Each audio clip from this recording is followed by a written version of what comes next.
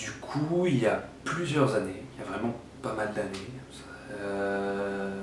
je sortais avec une fille et j'avais eu la chance, c'était ma première relation en plus, et j'avais eu la chance de rencontrer une fille qui aimait voir, on va dire, la vie comme un jeu. C'est-à-dire que tout était prétexte à jouer. Ce qui me correspondait pas mal. Donc j'ai eu la chance de rencontrer cette fille et on s'est tourné autour d'un jeu. On a inventé toute une histoire de chasse au trésor.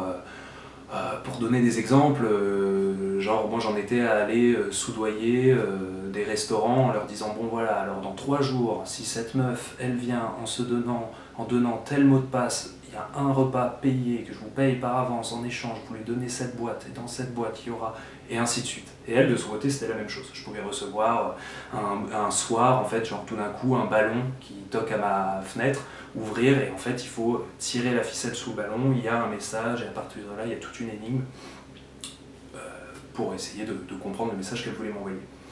Donc j'ai la chance de sortir avec cette fille et de vivre une très belle histoire. C'est une époque où en plus je me fais pas mal des amis que j'ai gardés jusqu'à présent, des amis très forts, et c'est une période où on forme très vite avec en fait moi, ma copine, un ami et sa copine, un quatuor.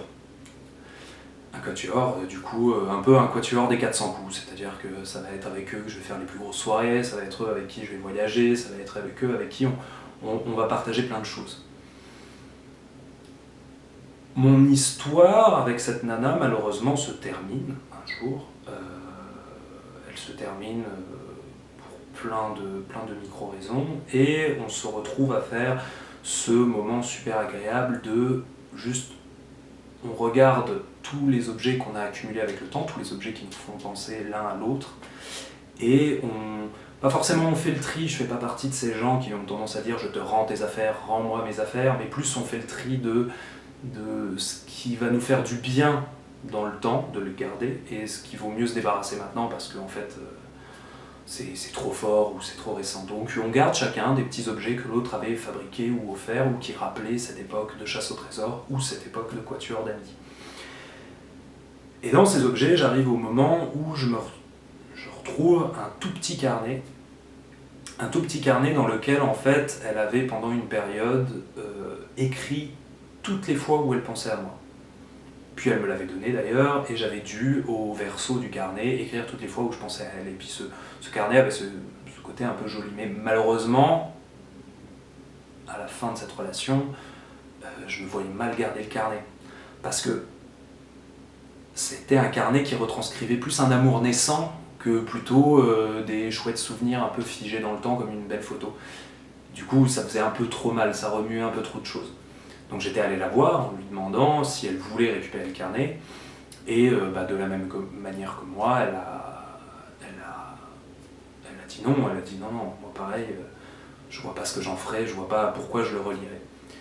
Et du coup, un peu d'un geste un peu désinvolte, elle a commencé à dire on n'a qu'à le jeter. Et ce qui m'embêtait aussi parce que on avait fait l'effort de rester bons amis, on avait fait l'effort de trier tout ce qu'on s'était offert, on n'allait pas jeter ce carnet juste parce qu'on ne trouvait pas de solution. Du coup, ce que j'ai proposé, c'est qu'on en fasse un jeu. À nouveau, on utilise ce cas de figure pour jouer. Du coup, j'ai dit, viens, on va le cacher. Comme des pirates, on va le cacher, on fait presque une sorte de chasse au trésor, sauf que cette fois-ci, on ne fera pas la carte, parce que personne va chercher ce carnet, mais au moins on sacralise le moment. Donc on se retrouve à aller se perdre dans les bois aux alentours et à chercher le meilleur endroit pour cacher le carnet. On a une pelle d'ailleurs, qu'on n'utilisera pas parce que le sol est trop dur et qu'on n'arrive pas à l'utiliser et qu'on n'est pas content des petits trous tout pourris qu'on arrive à faire. Mais en fait on arrive à trouver un muret de pierre, un vieux muret de pierre, qui est en train de s'effriter au milieu de la forêt et qui a pas mal de ces pierres, enfin de ces briques qui peuvent se déloger. Et du coup, on dit parfait, on planque le carnet derrière une de ces briques, on replace la brique, on abandonne la pelle par symbolique, voilà, on la planque entre deux arbres, on dit regarde cette nouvelle branche que l'arbre a créée, voilà, magnifique. On prend une photo de cette pelle en mode genre ah, trop bien, c'est une nouvelle époque qui se tourne, on boit un verre et puis on se quitte.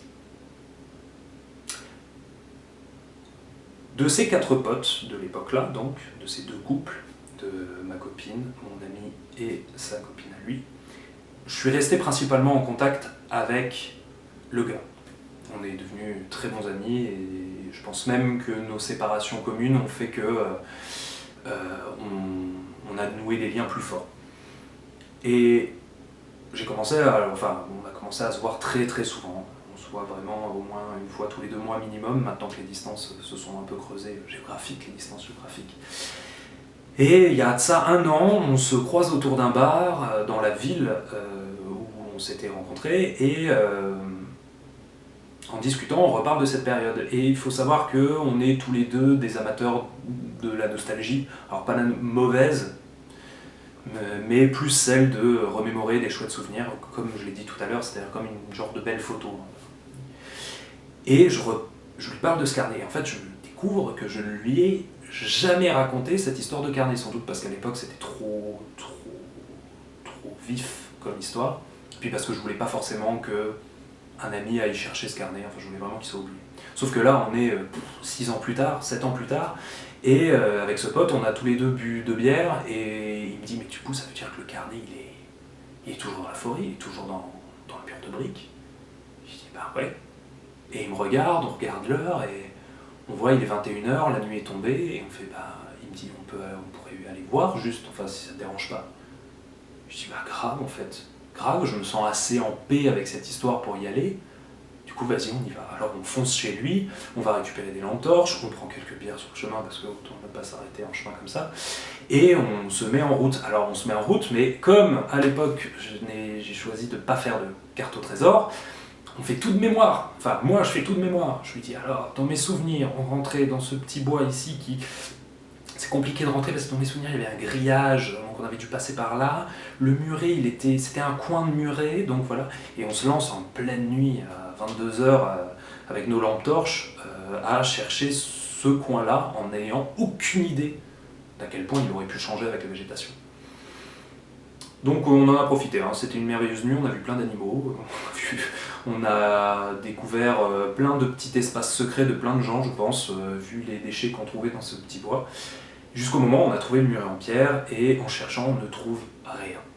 On ne trouve rien, et j'avoue que je commençais à être assez, même content qu'on ne trouve rien, parce qu'en fait, je me rendais compte au fur et à mesure qu'on avançait que je ne savais même pas quoi faire si on allait retrouver le carnet. Est-ce que j'allais l'ouvrir, relire ça?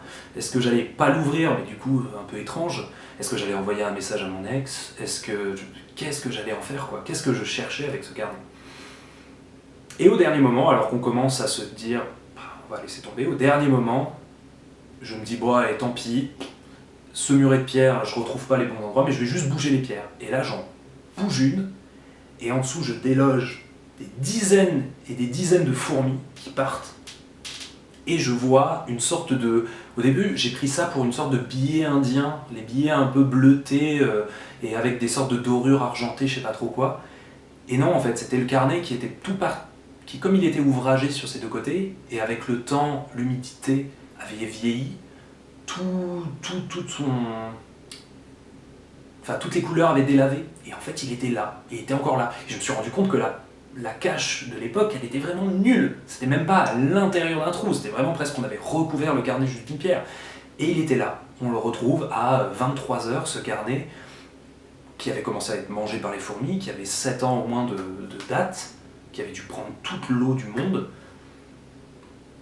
On ouvre le carnet, et là on se rend compte que forcément avec l'humidité, toutes les pages elles sont collées.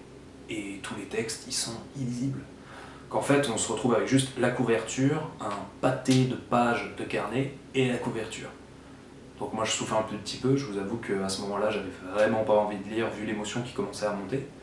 Mais, pour la symbolique, la chose assez touchante, c'est que, en allant à l'arrière, à l'endroit où c'était à moi d'écrire quand je pensais à elle, il reste juste un mot qui est encore lisible, c'est bisous, avec juste un petit cœur.